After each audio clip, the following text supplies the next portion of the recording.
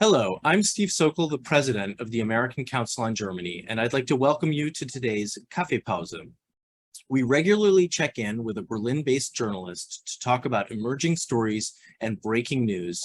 And today I am delighted to speak with Melanie Amann. She is co-editor-in-chief of the leading German weekly Der Spiegel and heads Der Spiegel's Berlin office. Melanie, herzlich willkommen.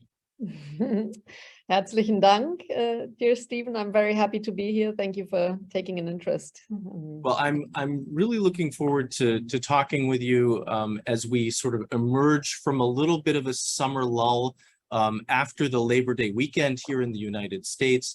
There is an incredible amount to talk about today, and I thought we could maybe start by getting a sense from you of what the political mood is in Berlin right now at the beginning of September. Well, Stephen, the lull that you have felt has not really been felt by the members of the coalition over here in Berlin, maybe for us journalists, because people were trying to lay low, but within the government, they have been frantically working on averting the energy crisis or dealing with the energy crisis. And this right now, I think we might be in an atmosphere of nervous waiting for the debates about the new budget. And we just had a huge government stimulus package that's been announced, and or rather Entlastungspaket. How would you translate that? A relief package. Package, right? And so I think right now the coalition parties are mostly nervous about, like, will this alleviate the pressure in any way? How will people take it? I think right now they're mostly watching, like, how are the Germans reacting to what they've planned so far. And a lot of the announcements that have been made are quite vague still. So the actual work remains to be done legally, like administration wise. And this is so the real job still needs to be done. So let's spend a few minutes talking about this third round of relief measures that were just announced on Sunday. It covered a wide range of topics from housing support to transportation benefits, but also included one-time direct payments to senior citizens and to students, people who had been left behind in some of the previous packages. And I was struck when Olaf Scholz gave his speech, he talked about sort of a solidarity almost with the electorate. He said, we will get through this winter thanks to timely decisions that are made by the government. He made a promise that the public would never, quote, walk alone. And you know, it was interesting because I thought he was trying to connect after some criticism that he's been a little bit aloof. But it seemed as if there are, you know, some real monetary benefits that should present themselves for the public. How, I guess, from your standpoint, what were some of the elements that were the most important that are included in the package, and how has the announcement of this new package been received? Well, first, I'd say that I agree with you on your observation that Scholz was trying to connect with the people. He's been mainly been criticized for his communicative skills, or the lack thereof, by being too, like, very, like, almost frozen in front of a camera. And I mean, he can actually be quite witty and quick in exchange with citizens. I've seen him do it, like, with normal people, but in a small group. Like, whenever he comes on TV, he kind of seems to lock down way. And so I think this line that he's been repeating, "You never walk alone," which is taken from a soccer anthem that we have, soccer hymn that we have over here in Europe. This is his attempt to connect with people, definitely. Yeah, how has it gone over? I think if you look at us politicos, I mean, there has been criticism that parts of this package are too much, as we call it, Gießkannenprinzip. How would you say, like water spout or sort of shotgun? The analogy in the US is a shotgun analogy of sort of spreading widely. trying to hit everybody. I mean, if you look at especially the pensioners that he has been, and like you said, the argument has been we give each senior citizen €300 because in an earlier stimulus package we haven't given them anything. So I mean, what kind of logic is this? Right now we have a generation of silver ages here. I mean, it's not that they're all below the poverty line or around living along the poverty line. We have quite a few quite wealthy pensioners, and as always, when you try to do something simple, you just give everybody a lump sum of money without too much bureaucracy, trying to get to them fast. That means that people profit who don't really need it. I mean, take my mother. I mean, she's in a way a special case because she was a public servant, so we have a different pension system for public servants. But still, like all her friends are retired doctors or like skilled ex-managers from big companies, and they don't really need €300. And then you have like the people who maybe, I don't know, cleaning ladies or the people who work in the supermarket who might actually really be in need of much more than €300. So this is the one group, and it's the same with the students. People who go to university in Germany tend to have parents that are maybe better off than the people who start an apprenticeship and go into a company right away. So giving each of them €200, yet again means like just spreading money around. So this has been criticized by people like the media or economists, and but what the regular people think, I think it still needs to be monitored. I think there's still a lot of anxiety, and the big measures that the government has announced cannot be calculated that easily yet, because they yet have to be transformed, like put into law, and then you have to calculate what does it mean for me personally in my various situations. So like as an average citizen, probably I wouldn't even know like how much does that mean for me. If I'm not a senior, I'm not a student, maybe I'm self-employed, so I don't profit from anything my employer, like a potential employer, might give to his people, like the bonuses that have been established there. And so what's left for me? €18 more of monthly child benefits. No. That's not so much. So I think the regular German might still be worried. And since the stimulus thing or this relief package is a psychological measure, I think in the first place, not only financially, but also to calm people down before the winter, I'm not sure this goal has been achieved. I mean, it's interesting, to hear you talk about the pensioners, the more senior citizens, the fact that obviously they're not all in need of this additional support. But I certainly remember from the previous packages that one of the criticisms that was leveled by the opposition party, the Christian Democrats, was that this group did not get any benefits from those previous packages. And so my interpretation was that this was a little bit of a way of trying to take some of the wind out of the sails of the opposition and respond to that direct criticism. But as you rightly point out, the devil is in the details of the package. There's an awful lot that still remains to be clarified for the public and how it will pan out. And I certainly, from conversations I've had with people in Germany, there's even a sense that even if the government is there with a Heizkostungszuschuss, right, with a sort of benefit to cover the cost of electricity and heating bills, who knows whether that benefit that people will get will be equal to the amount that their energy prices and electricity prices will go up. So there is still a tremendous amount of concern. So on the one hand, there's this concern in the public, but one of the other things that I was reading was that there's also some concern at the state level about this relief package, because the state governments are feeling put under pressure by the federal government. Can you talk a little bit about this sort of back and forth between the state and federal levels?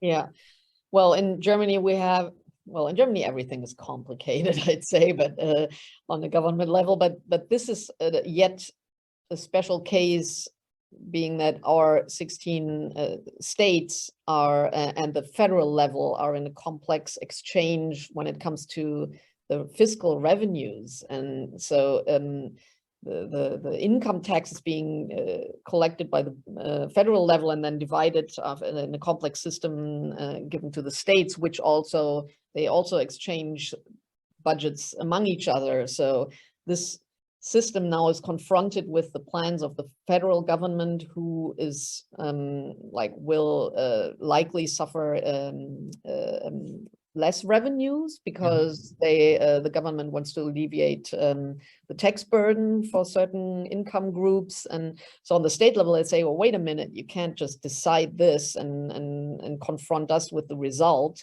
and that we have to pay or we lose income. And you should at least hold a summit and talk to us, like the state leaders, that there should be some kind of exchange or compromise. And since the major opposition party, Angela Merkel's former party, is ruling in some of the biggest states in Germany, like North Rhine-Westphalia or Bavaria, they usually have a say when it comes to new laws that have to pass the chamber where the states are organized. And so they do need an agreement with them. And I think we might have another conflict coming our way from that direction. Also, the government has decided to implement a new system for the public transportation, like a very simple ticket for everybody, that by paying 49 to 69 euros, you can have a ticket that allows you to board any regional train in Germany for any length of the trip, and any bus, any subway, everything should be covered by this one ticket. And the Bund, the federal level, said, okay, we're willing to pay 1.5 billion euro for this, and you guys pay the rest, or we want the rest to be paid on a regional level. And again, the state governments say, like, oh, well, hold on a second, you can't just promise this and you leave us with the rest of the bill, or like, how do we come up with this? And this comes after the experiences over the summer with the €9 ticket, right, which was quite popular and is a topic that we've talked about on our Kaffeepause before. But these questions about money also come at a time when the budget for 2023 is being hotly discussed in Berlin, and concerns over the debt brake and some of the issues that you were talking about related to the relief measures and how those relief measures will be paid also come into play when considering the 2023 budget. And some of the things that I heard on Deutschlandradio this morning indicated that there have already been some prominent voices from the opposition parties that have expressed concern about what's planned in the budget. I don't necessarily want to go into the details of the 2023 budget right now, but what are some of the issues where you see some tensions both within the governing coalition, but also between the government and the opposition? Yeah, this is actually a major rift between the coalition parties, because I mean, officially this relief package can still be paid from the existing budgets. Lindner has found funds that are enough to cover the 65 billion euro that the government wants to put aside for this. So technically we're good for now. But the question is a few of these measures, like we discussed before, we don't really know how much they cost. And so what if they cost more? Will there have to be like an additional budget, or and the liberal coalition partner, the finance minister's party, and the FDP, like for them, it's really of highest symbolic importance that that the government holds in the Schuldenbremse, so there will be no new debt. The debt brake, yeah. The debt brake, yeah. So there should be no new debt in the new year. There should be a balanced budget. And for them, this is like one of their key points, or the thing they really value very highly. So and the Greens and the SPD would probably gladly say, let's do another exceptional year. I mean, our constitution allows, even though the debt brake is in the constitution, it allows under certain circumstances to be how do you say, the brake not to be pulled, but to be released. So technically, legally, it would be possible to make another exception, what we have done during the Corona times, but it has always been the pledge of our finance minister not to repeat this next year. So when we come to the point when the actual bill is on the table and we really know what the budget is about, then and what the costs of the government measures is about, then we might have quite a difficult debate ahead of us. This week in the Bundestag, I think for now it might still, the coalition might pull through because we can work with the numbers that Lindner put on the table, our finance minister. So this is certainly a story worth watching in the weeks and months ahead. Another sort of story that we've been following, and one which one of our viewers is curious about, is German public opinion at the moment. One of our viewers in New York writes, is German public opinion souring on the continued and additional support by Europe for Ukraine, given the direct consequences that German households are facing in terms of higher energy prices?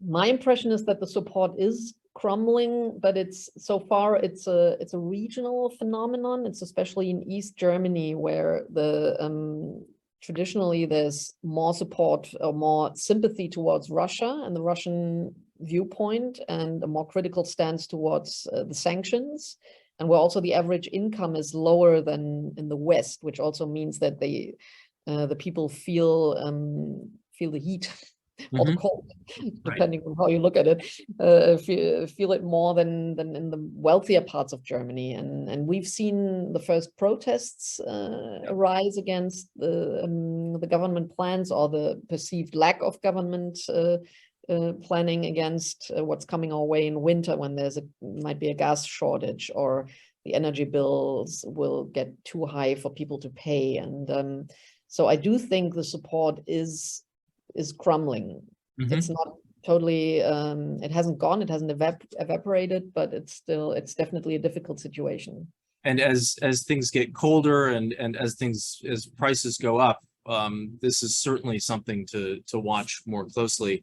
You just touched on this, Melanie, but I did want to ask you about some of these demonstrations that took place yesterday in Leipzig. Of course, the phrase Montagsdemonstration has sort of a historical importance and a historical relevance, because it was the name given to some of the demonstrations in the GDR that helped bring down the regime leading up to the fall of the wall in 1989. But last night, on Monday, there were demonstrations in Leipzig, which were initiated by the left party, but also by right-wing parties. And it sounded certainly as if there was a little bit more sympathy to the Russian point of view, and that there was also criticism of some of the government measures, and that they're not really enough. Can you talk a little bit about a little bit more about these demonstrations, and how you see sort of this tension playing out, and whether it will stay limited to Leipzig and the East, or whether it's something that could spread? The colleagues of mine who were there covering it last night, like their headline was, it might be a lukewarm fall for all of us, because the left-wing party who has called these protests, or was invited to join the protest, was saying let's all do a hot ein heißen Herbst. Yeah, a heated fall, like let's give them hell, let them feel the heat. But like my colleagues wrote, it's more of a lukewarm movement so far. It's small and it's regionally fragmented. There was a protest in Saxony-Anhalt, and there was the bigger one in Saxony, but it was maybe 4,000 people. So far it's not a mass movement, but I mean, it was the first of many meetings, so it might actually pick up speed. And well, the Monday rallies that have first come up when the wall came down, or which also contributed to the German reunification. I mean, this term Monday rallies has been abused or used, to put it in a neutral way, quite a lot of times afterwards. For example, in 2004, the left-wing party already used it to protest against social reforms done by the then Chancellor Gerhard Schröder. And then recently during the Corona times and during the refugee crisis of 2015, the right-wing parties borrowed that label, so to say. And so now the label is back, and it's a bit of a fight between the left-wing and the right-wing extremists, like who is the real Monday rally and who's legitimate, who has the legitimate point of view to fight the system. Yep. Like I said, I think for now it's a small movement because the left-wing party is in a deep crisis in Germany right now, and the right-wingers are not that successful in rallying the people, but we will definitely keep an eye on it. It might develop into something bigger, depending on how the social situation evolves, depending on how worried people are about their future. Well, I mean, as you've said, there is this sort of hint of discontent that could be sparked and could become exacerbated as the fall moves along. And I guess the question is sort of what can Olaf Scholz do to get ahead of this discontent? I think a speech like the one on Sunday is maybe one step in that direction. But can you think of other measures or actions that he might take to try to address this head on before it gets out of control? I think I see very little that he can do right now. I only see things he could do a bit better than before. Like, for example, the government has announced that it's saving one of our main gas importing companies and stabilizing it by like pumping money into it. And so they say that it has been announced that all the clients, like the private households that are clients of that are heating with gas, that they should support they should participate in stabilizing these gas importing companies. So it has been announced that all the private households have to contribute to stabilizing the companies, and which means, of course, paying yet more for your gas bill. So first they announce this, and then they say, okay, and how we're going to alleviate this? We're going to give you money. We're going to help you. This is going to come. We're just still discussing how we do it. Like, tune in again in 3 weeks. So the people are basically left alone with this news. Like, you're going to have to pay more on your gas bill. And then the third relief package came weeks later. Yeah. So the timing of the government communication was very unfortunate, and it killed off the consumer atmosphere, or like people are worried. People don't, I mean, we even see it in our subscriptions. People tend to save money even on like news, or maybe they don't want to hear the news anymore, but they're really cutting back on their budget. They're really trying to hold their money together to brace for what's happening. So the government just by like more carefully maybe timing their messages might already achieve a lot. I mean, people know by now that Scholz is not, he's not, I don't know, JFK, who will come and say like, let's all get together, find the right words and rally everybody behind him. He is a bit of a dry plum, or how do you say it? Dried fruit. Yeah. But Trockenpflaume, we say in Germany. But so they know, they don't expect it from him. I don't think even people expect much warmth from Scholz. I think what they expect is a plan and a program, like from Merkel. She also had a very sober way of communicating with people, and maybe that's a reason why the Germans have trusted her for so long. So they don't mind the lack of charisma of their leaders. But what makes them nervous is when things are announced and then they don't come, or when there's bad news and then nothing happens, and then the good news comes weeks later, and it's so vague that you don't really know what to do. So I think in these terms, Scholz should be more careful, and it should. But I mean, it's a war going on. Right. How do you plan for the next day or the next month? Right. And he's new in office, which you also have to keep in mind. I mean, I think you might agree that when this government came into office in December, nobody thought it would be a government that would be dealing with a war in Ukraine and dealing with some of the other challenges that have sort of been spin-offs of that. Mm.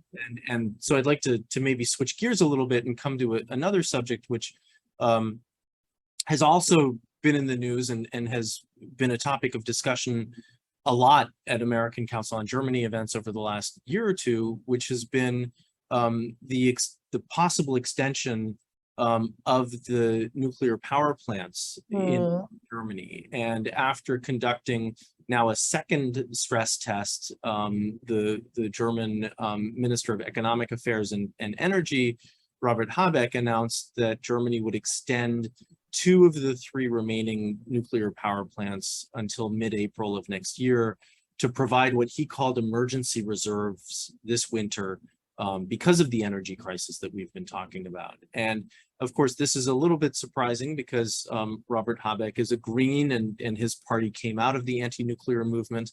But it's for me, just a very important symbol of how realistic, how focused on realpolitik some of the Greens are at the moment, and how pragmatic they are in addressing some of the challenges. I did see that Ricarda Lang, one of the heads of the Green Party, said that the Greens have said that this is not a extended use of the power plants. But how is this news being received that the 2 plants will stay online? Well, what the debt break is for the liberals, like nuclear energy, or the exit of nuclear, the ending of the nuclear energy in Germany is for the Greens. So this is their core belief, their core subject that they were partly founded on, and it's kind of a founding myth that they are against the atomic nuclear energy.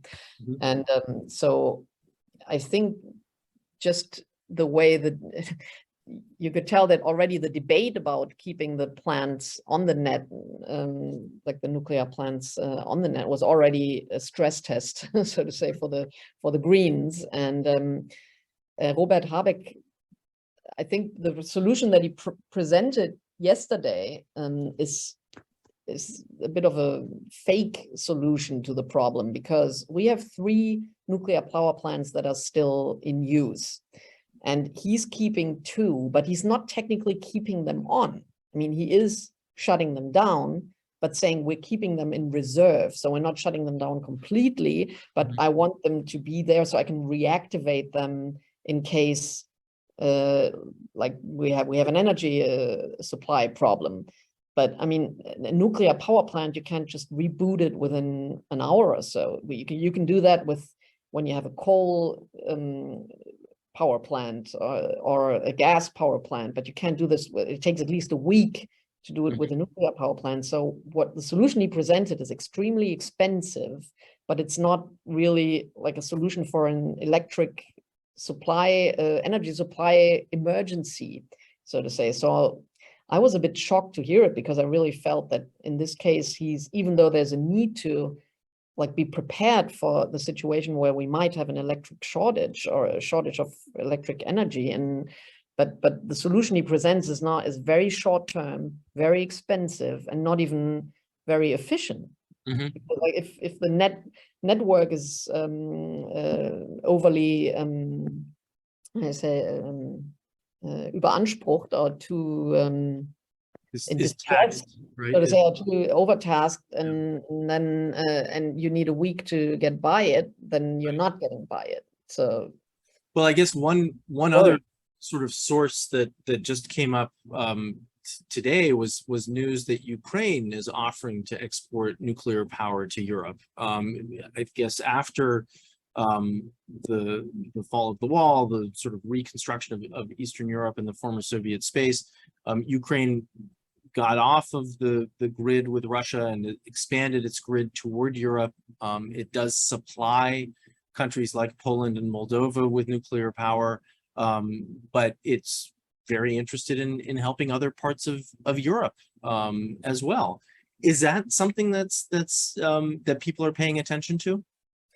people are paying attention to it, and the people who support nuclear energy will say, I mean, seriously, guys, is this what this is coming to, that we're closing down our reactors to and then get them from a crisis country, from a country at war? But I think on the political level, nobody's seriously discussing this idea. And but what's interesting is that we have a similar situation with France. I mean, France is not at war, but we always used to rely on France secretly, unofficially, saying like, okay, when push comes to shove, we can always get our energy supply from their nuclear reactors. And now they have the problem that half of these power plants are not functioning. They're not, like, the maintenance work needs to be done. And because of the low water level in the French streams, the cooling systems are not working properly. So basically now they have to import electricity from us.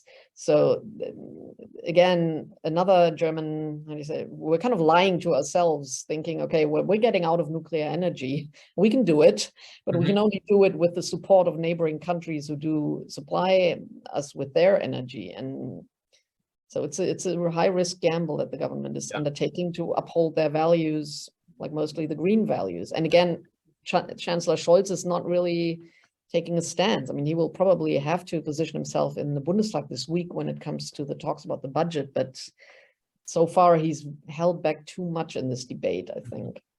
So sticking with energy for just another moment, I did see an interview that Robert Habeck said that he basically assumes that Nord Stream 1 will not go back into effect, if you will, that the pipeline will not continue to provide gas to Germany, and that this is now something else that Germany is going to have to deal with. I mean, this pipeline has been troubled in recent months. There were technical defects, there were tests that were conducted, and now it seems as if it's clear that Nord Stream 1 is not reliable.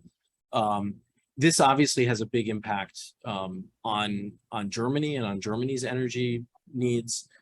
It also sort of underscores that Russia is sort of using energy to hold Germany hostage in other parts of Europe.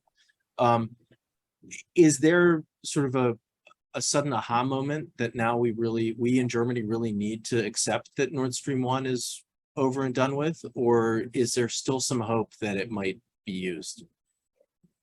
I saw that interview too, that Robert, I saw it on TV, it was last night, and I don't think this realization has sunk in yet in the public. I mean, it's also not guaranteed. It's a relief that Robert Habeck sees the scenario and prepares for it, and prepares for the worst, or tries to prepare for the worst, but I don't think that, I mean, it's possible that Nord Stream 1 might be in use again. And for now, we just don't know how Putin is going to play with us. So who knows? It might be, it might still supply.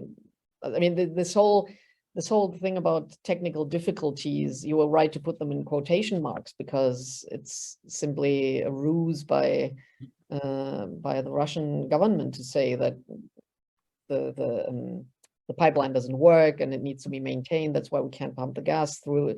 They did this before. Remember when Olaf Scholz traveled all the way to Western Germany to show the world that there was a turbine waiting there to be exported back to Russia, and that Russia was actually blocking the transportation of this device to be implemented back into the pipeline. And Olaf Scholz, I mean, it is a bit embarrassing that he had to travel all that way to the West to like, in order to declare a lie that was obvious, like for a lie. You know, it showed how his fight against fake news from the Russian side when it comes to energy supply, you know, like how desperate our government is to denounce misinformation. So Melanie, switching gears a little bit, in the last couple of weeks, you've written some articles about some key politicians, about some individuals, and I'd like to maybe talk a little bit more about two of those individuals. One of them we've already talked about a little bit, and that's Robert Habeck. what sort of has struck me about Habeck a little bit is that the stress test for the nuclear power plants has also kind of been a stress test for him in his role as minister and vice chancellor. How is he sort of weathering this stress test, if you will?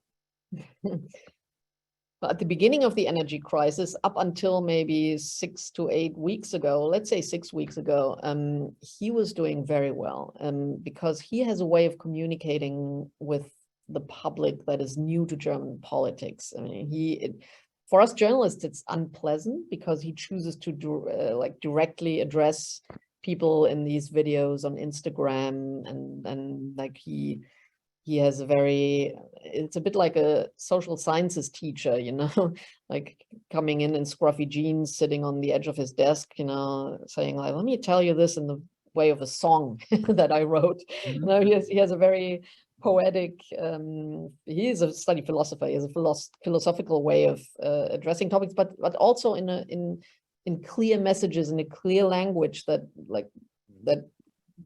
got to people. Let's put it in the past tense, because this way of communication was going very well for him, but now things have shifted. He has made mistakes, like policy mistakes, not just communicative mistakes, but really things that went wrong that he hasn't thought through. And now this way that he communicates, like people are frustrated by it, I think, and reject it because like they don't want to hear the social science teacher anymore. They elected somebody to be a government official and deputy chancellor of Germany. So, you know, Robert, quit talking and get the job done.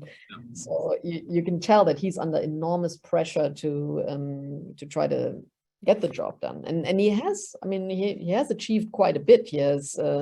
He got into this whole gas crisis mode very early on, and the government was able to save the main gas import company, Uniper. I mean, if this company would have gone bankrupt, this would have been catastrophic for the energy supply in all of Germany. And so he has his achievements, but I think people are getting impatient. And I mean, he's always been a bit at odds with his own party, being more pragmatic, being more provocative, saying like, maybe we should discuss having nuclear energy for a little longer. And he's been very courageous at this, but I think recently he's torn between the expectations of his party and the pressure of the public and the rest of the government to alleviate the crisis in ways that go against the green identity. It seems that both he and Olaf Scholz are under sort of similar pressures of needing to show action, right? It's one thing to have the words for something, but also needing to really come through with the policies and make sure that action is taken. The other person, though, that I'd like to talk about a little bit is Friedrich Merz, the new head of the CDU. He came in, of course, after a major loss at the polls in September by the Christian Democrats, with the task of really sort of trying to recalibrate the party, give it some profile, give it a mission. And after some sort of initial headlines, I really haven't seen or heard very much about Friedrich Merz and about what he's doing to reform the party in recent weeks and even in the last couple of months. And it seems as if even some of his biggest fans are starting to sort of lose taste in him, or are somewhat disappointed in him. Can you talk a little bit about sort of where he is and what some of the promises were that he's made to the party and where those promises stand? Yeah, sure. Well, the expectations, like you said, were very high because Friedrich Merz was considered somebody who would give CDU, Angela Merkel's party, its identity back. And because many in the CDU thought that in the years of Angela Merkel, like the party has moved to the middle, to a middle ground, and has not upheld conservative ideals enough, and has also not paid enough attention to what our economy needs. And Friedrich Merz, as a former BlackRock supervisory board member in Germany, like they had huge expectations for him to, and it's also his promise. It was not just the expectation, but it's actually what he ran on. That was his platform when he ran for party chairman. And when he was elected in the third attempt, he also promised to disarm the party establishment, to not make this party a one-man show anymore or one-woman show under Merkel, but to set up a strong team of diverse, with many women and young people, older people, and he hasn't really delivered on these promises yet. I would say the thing is that he has two positions in the German system. He is the head of the CDU, and he's also the head of the parliamentary group of the CDU in the Bundestag. So he's the official opposition leader in our parliament. And when it comes to his role as opposition leader, he has achieved quite a bit, to be fair. He has traveled to Ukraine before the chancellor did. It was his initiative that caused the whole parliament to make a formal decision to support Ukraine more with weapons. So he has been the driving force to put pressure on the government. So that he has been successful in that role.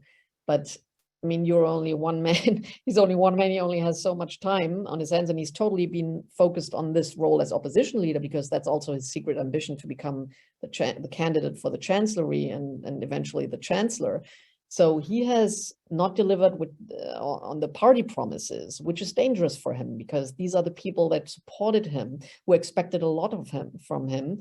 And they're disappointed, like right before the party meeting which is coming up this weekend, that they feel, so Friedrich, so where's the beef? I mean, he brought, like under his leadership, the CDU will debate about a quota for women in leading positions. And they will debate about the question if every young German person should be forced to do social work for 1 year. And I mean, it's an interesting topic. It's an important topic for our society, maybe, but considering the energy crisis we're in, the economic situation we're in, I think CDU people expect more from Merz, like to position himself, to show, like, give the party the profile that he promised he would give it. So the party conference this weekend will really be a test for him. It will be a test for him, and from what I heard, they're still working on his speech, and let's see what he does. Yeah. So we've made it, almost all the way through this conversation without talking about Corona. But since you talked a little bit before about kind of schizophrenic presentations of policies, it seems when it comes to Corona policy moving forward, things are a little schizophrenic as well. There's the new decision to lift the mask mandate on flights, but not on trains and public transportation. And it seems as if the health minister, Karl Lauterbach, is getting a lot of criticism for the policies that he's trying to push forward, but then not getting enacted. Where does the Corona concern stand at the moment in Germany? Well, it depends on who you're talking to. I'd say the Corona concern, there are Karl Lauterbach, as you said, our health minister, is very concerned. And he became hugely popular during the Corona crisis because he's a trained doctor and a medical scientist.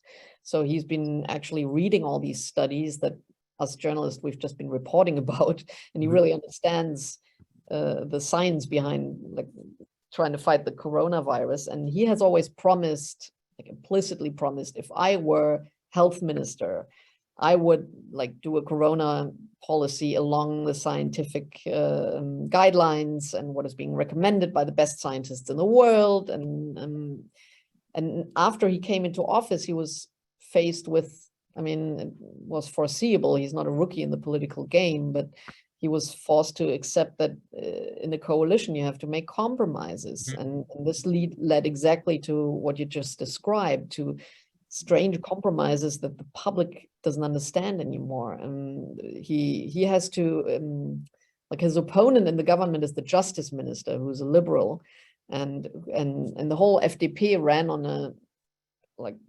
platform during the election campaign, like that there should never be a lockdown again, that freedom should come back, we should not be forced to wear masks. And so the result now is, as we say in Germany, a foul compromise between him and the justice minister, that, okay, we will keep the masks on, but only in regional trains and not on the plane. And so you can't explain this to an average guy on the street. I talked about it to my personal trainer last night, and he was asking me, I went on holiday to Greece, he said, and I had to wear a mask. And then I see these pictures of the government members flying in their planes not wearing a mask. So what does that mean? I mean, why do they get to fly away with their faces free and breathing unhindered, and I have to wear this stupid mask? And I'm negative too. So I mean, I did see some of the controversy around that,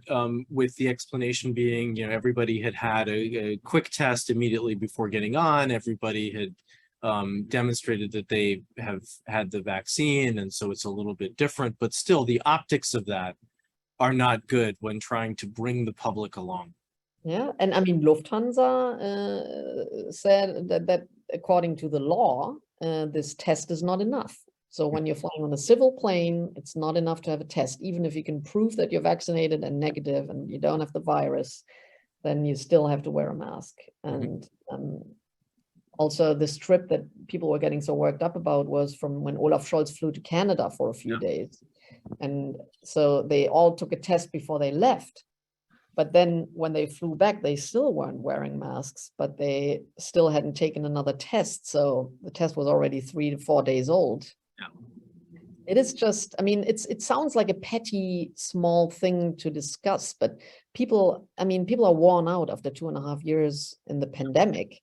And with the energy crisis, everything we've discussed so far, they're like, just leave me alone with your corona regulations. Many of them say, I don't want to just take this burden off me. I have enough burdens as it is. Well, and it really sounds as if the fall is going to be very telling, both in terms of the energy crisis and how that unfolds, but then also whether the corona cases go up again, whether there's a new variant. And that's certainly something I think that concerns all of us. But we're all tired of corona. We're all tired of COVID, and yet it's not going away. It's not tired of us. Well, Melanie, I would like to thank you for spending some time with us today. This has been a wonderful conversation. I've certainly learned a lot, and I hope that our viewers have as well. And I would be delighted to have you back again sometime. But for now, just a herzlichen Dank, and have a good evening. It was my pleasure. Thank you for your questions. Have a nice day. Take care. Bye-bye.